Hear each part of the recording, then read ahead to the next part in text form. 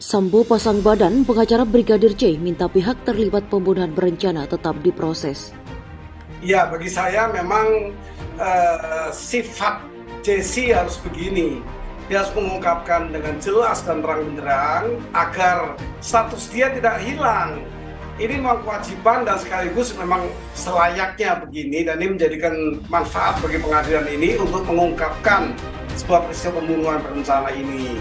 Tetapi saya ingin juga sebenarnya mendengar apakah ada pertanyaan dari JPU maupun hakim ataukah advokatnya atau penasihat hukum menanyakan apa perintah tembak itu tembak mati atau hanya tembak saja. Karena yang bersangkutan melakukan penembakan mati itu 4 kali di dada itu kan tembak mati. Nah, ini juga menjadi pertanyaan agar sempurnanya sebuah rangkuman dari pemeriksaan pidana. Perkembangan yang sangat serius terkait dengan sangkaan kami atau laporan kami mengenai pembunuhan terencana, di mana kami telah menemukan atau saya telah menemukan bukti-bukti adanya ancaman secara beruntun dalam bulan Juni dan Juli untuk tujuan pembunuhan terencana, dan itu sudah tercapai bukti-bukti itu dalam rekam elektronik. Saya sendiri yang menemukan itu. Saya kerja siang malam, bahkan 1 minggu ini saya hampir tidak tidur, hanya sedikit rebahan kalau lagi di pesawat saya memejamkan mata selama perjalanan, hanya itu saja. Tapi orang-orang juga mengatakan, misalnya Denny Siregar mengatakan saya itu cari panggung. Nah, tapi itu kan cara orang berpikir, kita tidak perlu harus somasi orang-orang seperti itu, karena setiap orang bebas berpendapat. Ada juga orang wartawan mengatakan bahwa saya ini katanya berkomplot dengan polisi, makanya perkara yang nggak tuntas-tuntas. Setiap orang kan boleh berpikir. Makanya Mahatma Gandhi mengatakan, actually there are no limits to thoughts but human being limited himself. Artinya pikiran liar manusia itu ada, kita tidak bisa batasi, tapi manusia yang suka membatasi cara berpikirnya.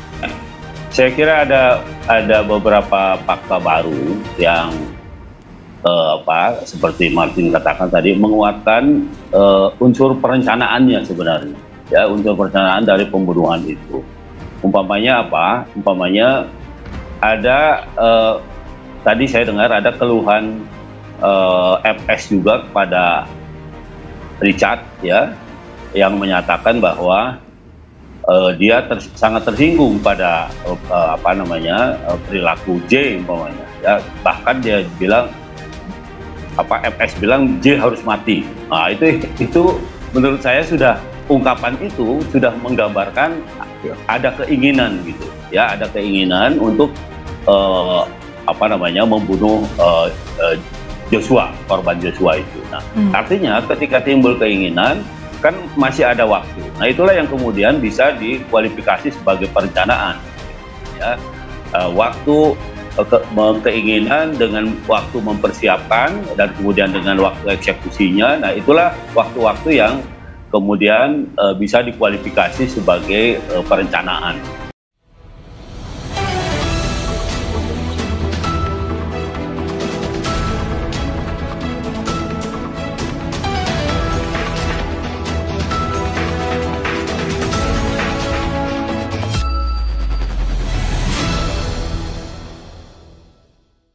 Sidang perkara pembunuhan berencana Brigadir J mulai mencapai klimaks dengan permintaan maaf Ferdy Sambo kepada para anak buahnya yang terseret kasus.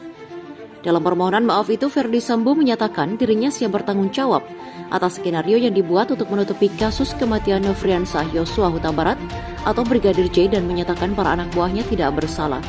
Tim pengacara keluarga Brigadir J, Martin Lukasi Manjuntak, menilai dalam sidang lanjutan kali ini, Selasa 29 November, Ferdy Sambo sudah berjiwa besar untuk mengakui seluruh perbuatannya. Menurut Martin, pengakuan Ferdy Sambo ini harus diikuti juga oleh para pihak yang ikut terlibat pembunuhan berencana Brigadir J. Tidak fair kalau segala sesuatu ini hanya didasarkan pada pembuat peristiwa ini. Jadi tetap harus jalur persidangan, khususnya para saksi terdakwa dugaan obstruction of justice, ujar Martin di program Sapa Indonesia Malam Kompas TV. Martin mengakui ada relasi kuasa saat para saksi dan terdakwa obstruction of justice melakukan perintah Ferdy Sambo untuk menghilangkan barang bukti sesuai skenario agar fakta sebenarnya kematian Brigadir J tidak terbongkar. Menurut Martin, setelah melakukan kesalahan tersebut, para saksi bisa melapor ke pemimpin yang lebih tinggi. Namun hingga para saksi dan terdakwa dihadirkan dalam sidang kode etik Polri, langkah melaporkan kesalahan tersebut tidak dilakukan. Harusnya mereka itu membuat satu keputusan yang bisa menyelamatkan mereka masing-masing atau bersama-sama. Faktanya kan mereka tidak melakukan, ujar Martin.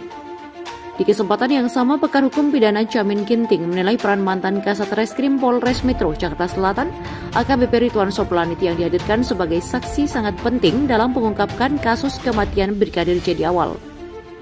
Jamin mengatakan Ridwan merupakan pihak yang memegang kendali dalam olah TKP peristiwa di Duren 3. Sayangnya, sambung Jamin, Ridwan menerima mentah-mentah keterangan dan skenario yang dibuat Ferdi Sambo, walau di hati nurani ada kejanggalan dirasakan. Seharusnya sebagai penyidik kalau ada kejanggalan dia harus konfrontasi dan konfirmasi. Ini permasalahannya, mereka lebih takut kepada atasan daripada aturan hukum, ujar Jamin. Adapun dalam sidang lanjutan perkara pembunuhan berencana Brigadir J, JPU menghadirkan 9 saksi. Mereka yakni ex-penyidik pembantu Unit 1 Reskrimum Polres Jakarta Selatan, Martin Gabe Sahata, mantan Kasat Reskrim Polres Jaksel Ridwan Soplanit, kemudian mantan Kanit 1 Satreskrim Polres Jaksel Rafaizal Samuel, mantan Kasubnit 1 Unit 1 Satreskrim Polres Jaksel Arsyad Daifa Kudawan, serta anggota Unit Identifikasi Satreskrim Polres Jaksel Dana Fajar Subekti. Sedangkan 5 saksi lainnya adalah Teddy Rohendi, Sulap Abo Hendra Budi Arkana, Reinhard Regan Mandey, dan Sulap Abo.